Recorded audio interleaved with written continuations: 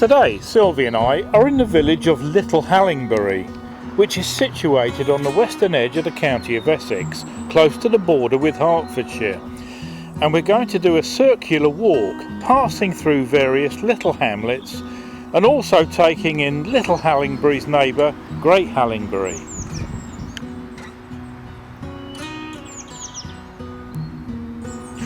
We're starting our walk today on Wright's Green Lane, close to the village church, and heading eastwards.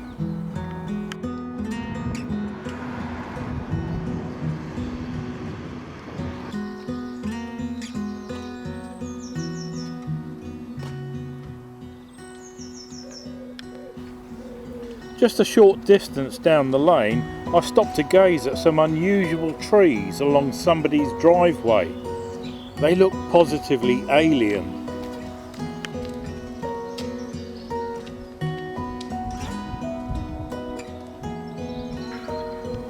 As we come into Wright's Green, we take a left turn into Goose Lane, and this will take us eastwards out of the village.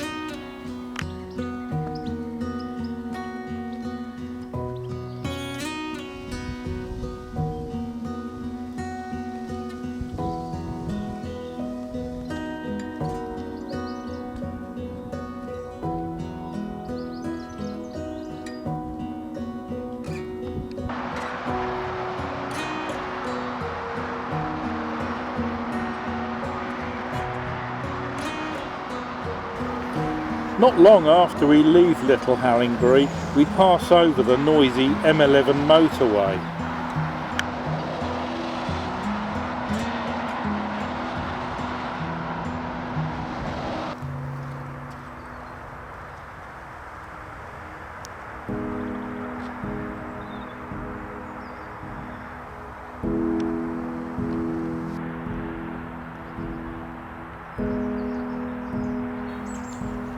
With the noise of the motorway now fading away behind us, Sylvie and I head towards Woodside Green.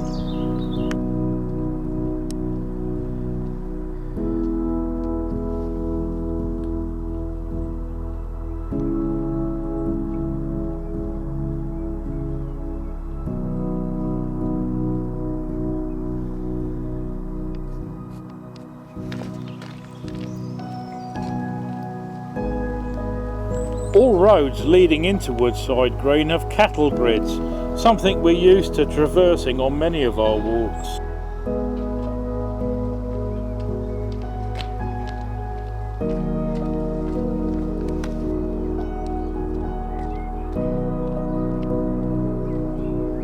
Woodside Green is an expansive area of grassland bordered by woods on one side and many charming old cottages on the other.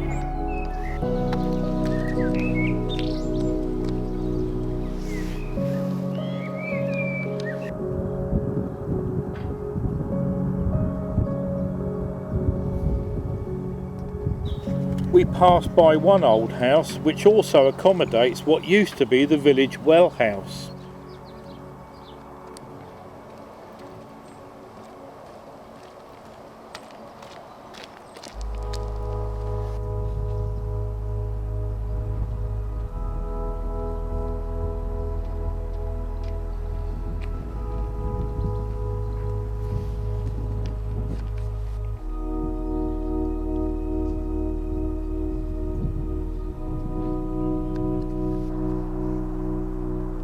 As Sylvie and I near the top end of the green, we stop to take a closer look at one of the cottages.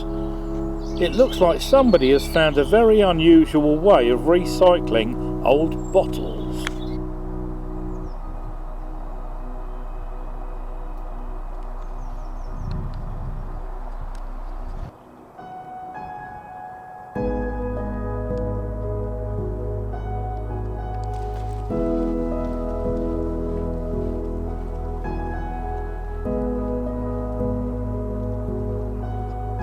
As we reach the top end of the green, we take the lane eastwards and head through the wooded area, passing over another cattle grid.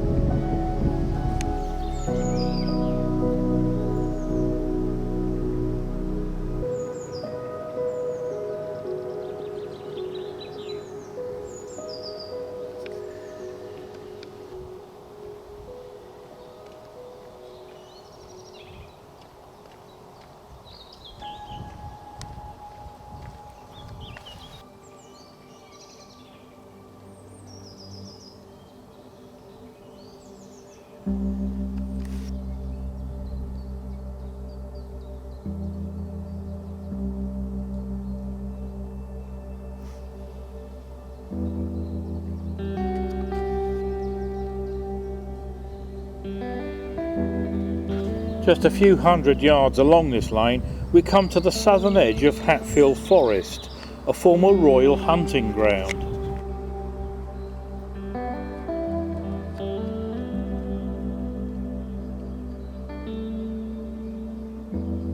We're not actually going to go into the forest, but rather we're going to walk the footpath that runs along its western edge.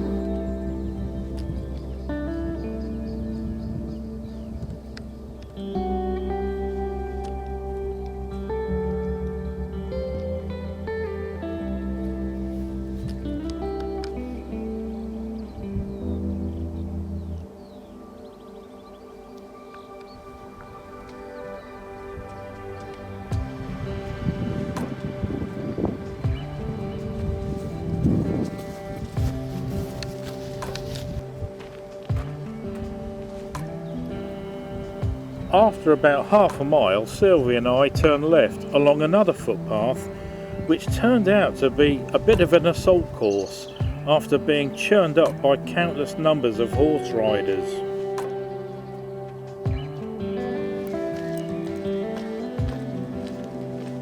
We eventually arrive in a little hamlet named Hallingbury Street. We take a right turn beside this lovely old thatched cottage and follow the footpath up the hill and go through a farmyard.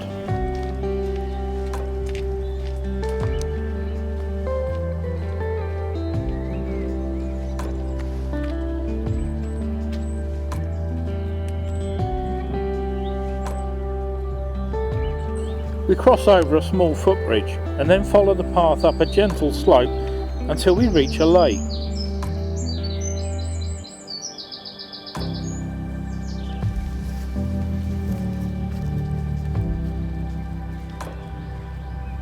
It seems strange standing here, knowing that in 1999 this was a scene of utter devastation. On December the 22nd of that year, a Boeing 747 jumbo jet belonging to Korean Airlines crashed shortly after taking off from nearby Stansted Airport. All of the crew on that cargo plane were killed in the crash, which was attributed to instrument failure.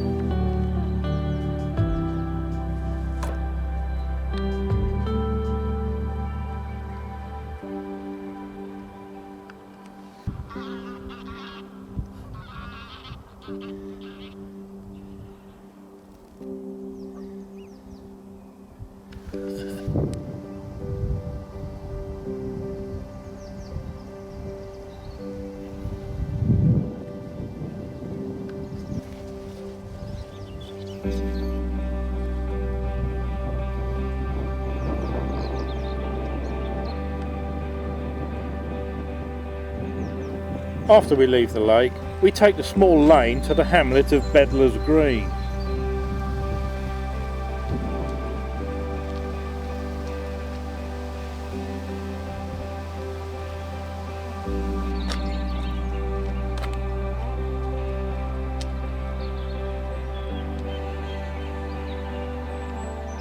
When we arrived in Bedlars Green, we were sad to find that the village pub here had shut down. A welcome drink was going to have to wait.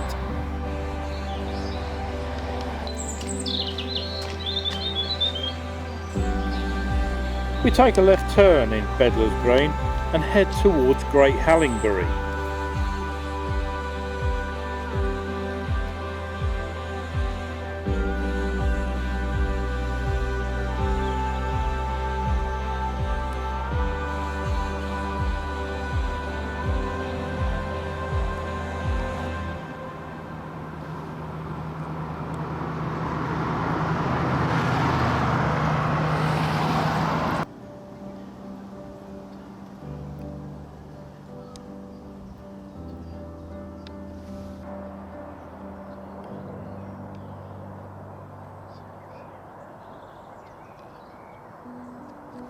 As we enter Great Hallingbury, Sylvie and I stop to admire some lovely old cottages.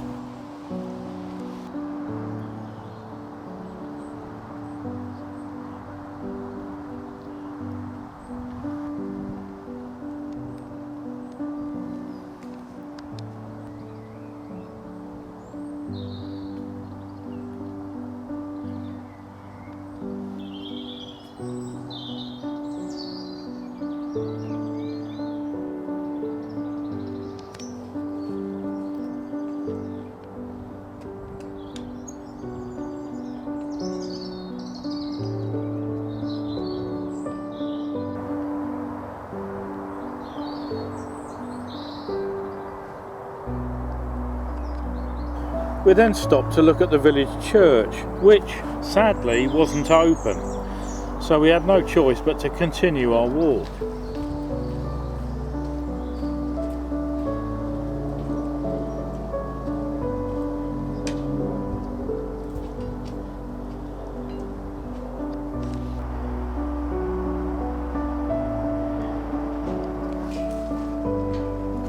As we come out of the churchyard, we cross the road and take the footpath leading down through Hallingbury Park.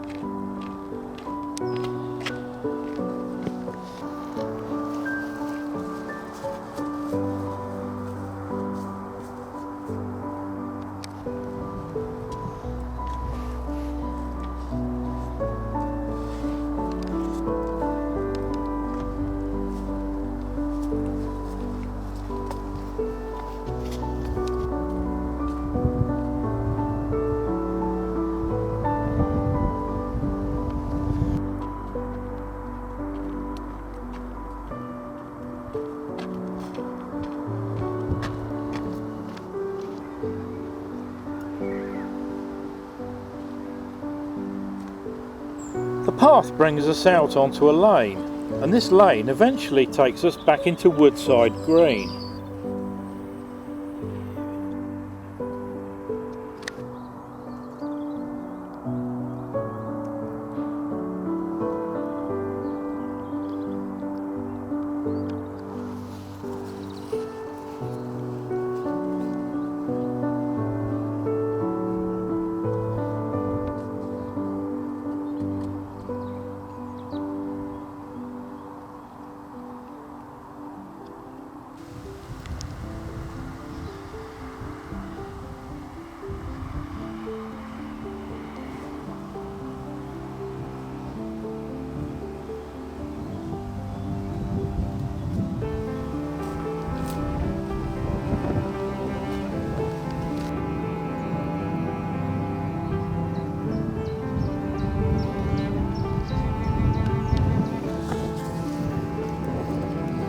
Sylvie and I cross over the green and walk down alongside the wooded area, stopping occasionally to admire some very old trees on the way.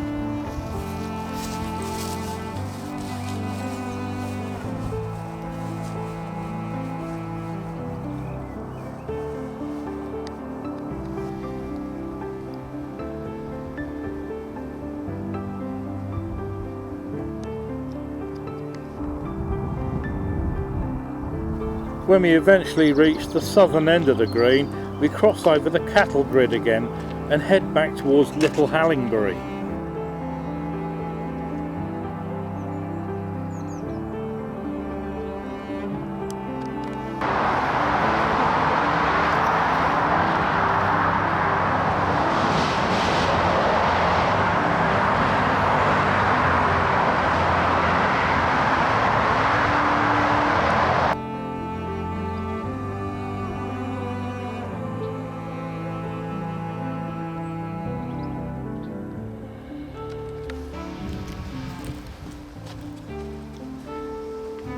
As we come back into Little Hallingbury, Sylvie and I cut through the churchyard.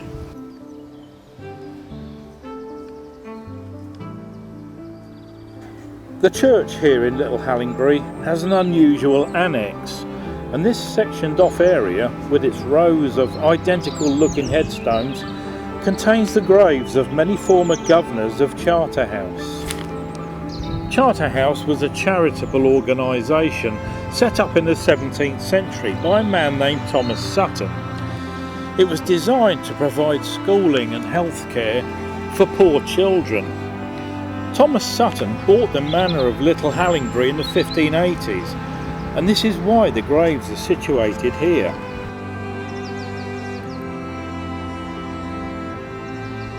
Well, as we come to the end of our walk, we had another disappointment. We found that the only pub in the village was closed.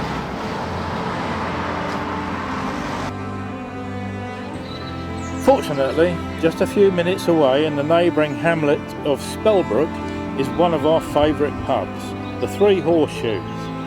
This beautiful old thatched pub with its more recent extension was once owned by the footballer Bobby Moore, and it's very, very popular.